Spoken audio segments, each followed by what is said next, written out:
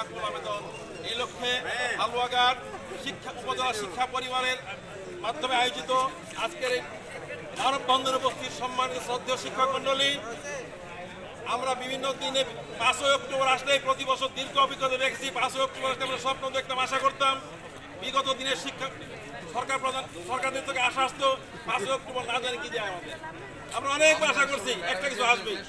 দীর্ঘদিন আমাদের সেই শুভঙ্করের ফাঁকিতে আমরা থেকে গেছি। আমরা বিভিন্ন সময় বিভিন্ন সংগঠনের মাধ্যমে শিক্ষক আমাদের অনেক দল আছে, তাদের মাধ্যমে আমরা অনেক আন্দোলন করতে চেষ্টা করছি। আমরা আন্দোলনের রাজপথে ব্যর্থ হয়েছি। আমাদের লাঠি পেটা করা দেখি নেই। অনেক নেতৃবৃন্দ আমাদের আশা ভাঙি দিয়ে তাদের দরবার হানি তাদের কামরা নিয়ে অনেক আশা দিয়ে আমার নেতৃবৃন্দ বিদায় করেছেন। আমাদের অনেক দাবি মেনে নেবে সেই আশা ব্যক্ত প্রদান করি, বাট তার ফলাফল আমাদের শুভঙ্করের ফাঁকি। আজও আমরা গত কিছুদিন আগেও যে আমরা আন্দোলন করেছিলাম, সেখানে শিক্ষক নেতৃত্ব লাঞ্ছিত করা হয়েছে, জেল জুলুম মেনেও আমরা পারি নাই, পুলিশের অত্যাচারে আমরা রেহাই পাই নাই। আমরা এখন আশার আলো দেখছি বৈষম্য বিরোধী ছাত্র আন্দোলনের মাধ্যমে আমাদের দ্বারা গঠিত আমাদের ছাত্ররা আজকে সেই নেতৃত্বে আছে।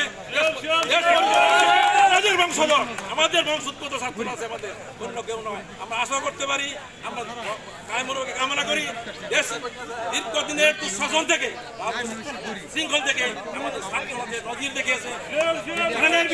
প্রাণের বিনিময়ে তারা বৈষম্য দূর করতে সক্ষম হয়েছে। আমরা তারই মাধ্যমে সফল হয়েছি। 5ই আগস্ট দ্বিতীয়বার আমরা সোনালী স্বপ্ন দেখছি তাদের দ্বারা। ইনশাআল্লাহ এই স্বাধীনতা এত বছর পরেও এই খাতটাকে সমন্বিত করা থাকবে না, যেখানে মূল্যায়ন থাকবে না সেখান থেকে কিভাবে হবে এটা আজও আমাদের বুঝে আসে না। আমরা এই জাতীয় আমরা আজকের মাধ্যমে আগামী 5 অক্টোবর দেখতে চাই।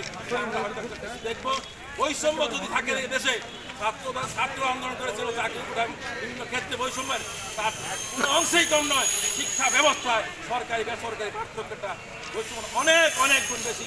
আমাদের রাষ্ট্র পরিচালনা এখন ছাত্র শিক্ষক সমন্বয় আছেন, অনেক শ্রদ্ধাবাদন নেতৃবৃন্দ আছেন। আমরা আশা করি এই আজকে যে উদ্যোগটা যারা নিয়েছেন তাদেরকে ধন্যবাদ জানাই, যারা শ্রম ঘাম দিয়ে করেছেন।